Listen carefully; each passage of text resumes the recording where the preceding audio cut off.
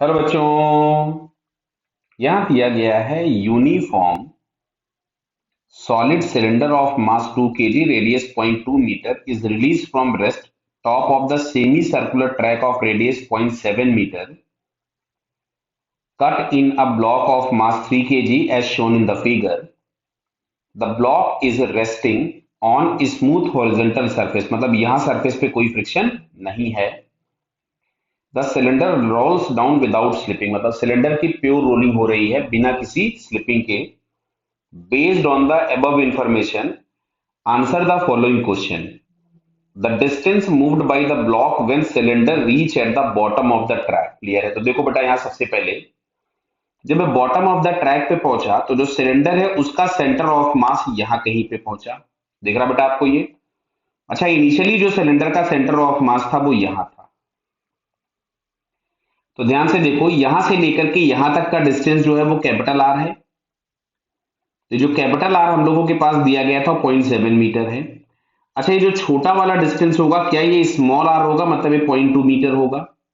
तो क्या बेटा समझ में आ रहा है कि यहां से लेकर के अभी जो सेंटर के बीच का डिस्टेंस हमको मिलने वाला है वो 0.7 आर या 0.7 माइनस 0.2 मिलने वाला है। मतलब ये हम लोगों के पास हो जाएगा 0.5। कितना आ रहा है ये? 0.5 मीटर। क्लियर? तो समझो बात को, मतलब इसका जो सेंटर है, इस वाले सिलेंडर का जो सेंटर है वो 0.5 मीटर्स आगे आएगा अगर हम इस ब्लॉक को रेस्ट पे माने। लेकिन अगर हम मानते हैं, जैसा कि होगा भी, कि जब ये सिलेंडर नीचे जाएगा तो ये जो ब्लॉक है वो पीछे की तरफ में जाएगा by some distance x। Clear है? तो अब अगर हम लोग यहां से लिखते हैं कि जो डिस्प्लेसमेंट ऑफ सिलेंडर है विथ रिस्पेक्ट टू ग्राउंड, तो बेटा 0.5 तो वो आगे गया, लेकिन जो ये ब्लॉक था वो x पीछे आ गया। तो ग्राउंड से अगर हम लोग देखेंगे तो 0.5 आगे और x पीछे। क्लियर? जैसे इमेजिन करो कि आप किसी भी प्लेटफॉर्म पर 5 मीटर आगे चले जाइए और प्लेटफॉर्म को फिर मैं 1 मीटर पीछे खींच लूं तो आपका डिस्प्लेसमेंट 4 मीटर होगा। सेम। अब अगर मैं यहां पे लिखता हूं displacement of block with respect to ground, तो क्या बेटा वो मेरे को माइनस एक्स दिखेगा क्योंकि अपोजिट डायरेक्शन में है। अगर हम लोग इस डायरेक्शन को पॉजिटिव ले लें, सिस्टम पे जो हॉरिजॉन्टल डायरेक्शन में फोर्स है या एक्स डायरेक्शन में फोर्स है वो जीरो है, तो सिस्टम का centre of mass horizontal direction में डिस्प्लेस नहीं होगा।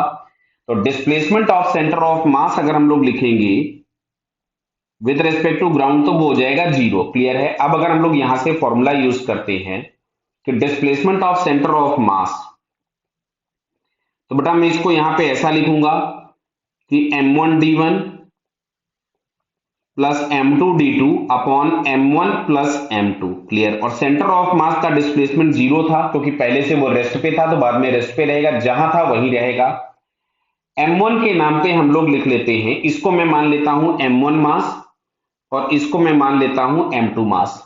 तो बेटा m1 इज इक्वल टू, मतलब जो ऑब्जेक्ट है उसका मास दिया हुआ है, आपको कितना दिया है? देखिए जो सिलेंडर दिया है उस सिलेंडर का मास दिया है 2 kg। कितना है? 2 kg। तो यहां से मैंने लिखा 2 इंटू 0.5 माइनस एक्स प्लस जो ब्लॉक है उसका मास दिया है 3 kg minus x upon 5, 3 plus 2। Clear है बताइए?